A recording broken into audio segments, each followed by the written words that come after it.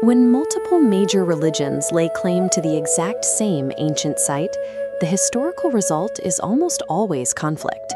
Borders are drawn, walls are built, and ownership is fiercely contested.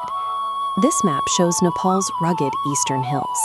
Isolated by deep valleys and steep terrain lies the remote Khotang district. Despite its isolation, this sacred site holds a massive reputation, universally known as the Pashupatinath of the East.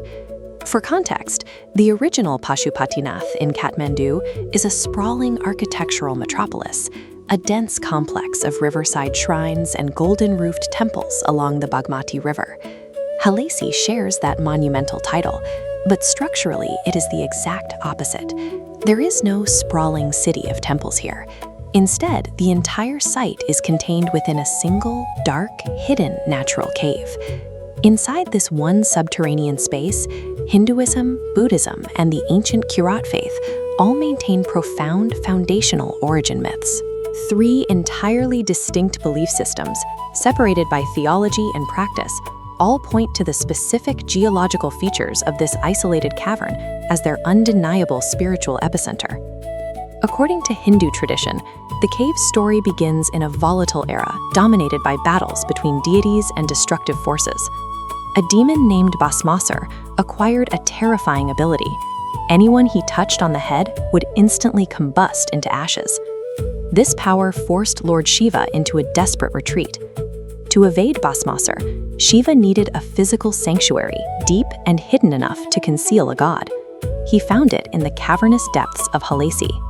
By taking shelter within these rock walls, Shiva charged the space with his presence, turning an ordinary geological formation into a tapobhumi, a highly revered ascetic sanctuary. In the Hindu narrative, the cave stands as the ultimate symbol of physical survival and divine protection against total annihilation. To the Buddhist traditions of the Himalayas, this exact same physical space is known by a completely different name, the Maratika Cave. Their legend centers on Guru Padmasambhava, the revered 8th century master who journeyed to this remote location. Unlike Shiva, Padmasambhava was not fleeing a physical enemy. His journey was active and deliberate. He came to the cave to confront and conquer the concept of death itself. After engaging in intense meditation within the dark silence of the cavern, it is believed he successfully attained the knowledge of endless life. While the Hindu faithful look to the cave as the place where death was escaped, Buddhist pilgrims revere it as the exact ground where death was permanently conquered.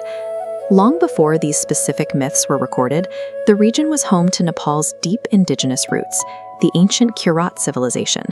For the Kirat community, the site isn't defined by hiding deities or meditating masters. They recognize the cave as the eternal, sacred ground of their direct ancestors, deeply tied to their earliest societal origins. Today, these deep historical timelines converge in the physical reality of the cave's interior. Worshippers navigate through massive natural stalactites and rocky outcroppings. Devotees recognize these formations as the physical manifestations of their deities, centering their worship around a prominent, naturally formed Shiva Lingam.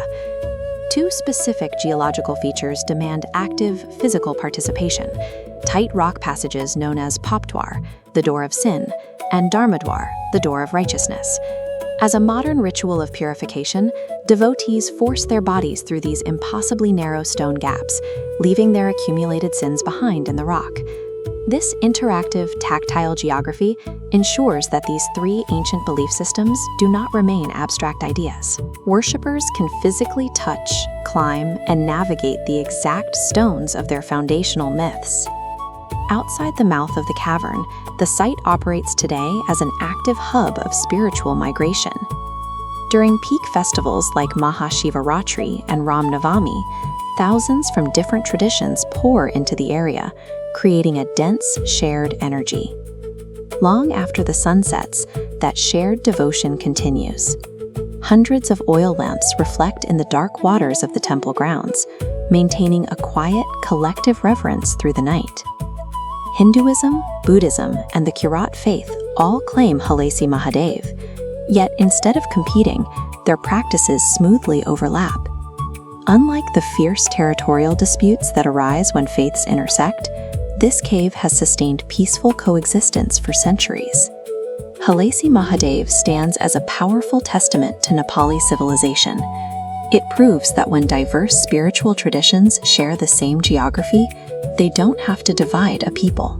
They can build an enduring, unified sanctuary. नमस्ते हजुरहरूले लोकज्ञान आर्ट्सलाई माया गरिदिनु होला, like, share, comment गरिदिनु होला।